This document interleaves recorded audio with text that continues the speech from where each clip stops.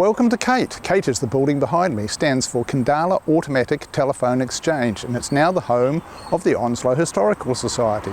For over 50 years, the Onslow Historical Society has been storing, preserving and giving access to the general public and club members alike access to historic material covering the northern suburbs.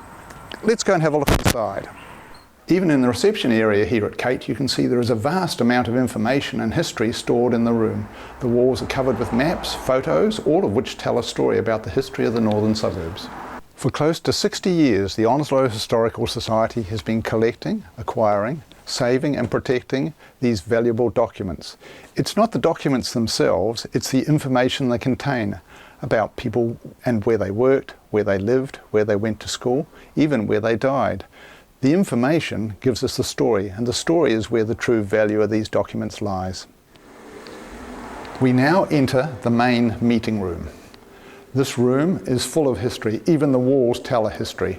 The walls basically tell the history of the early 1800s of the northern suburbs.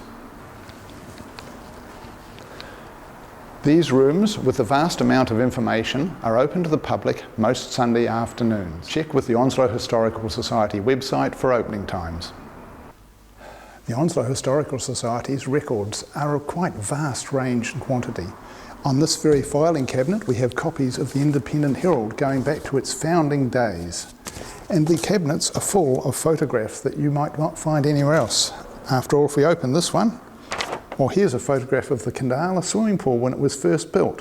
Where else would you get a photograph like that?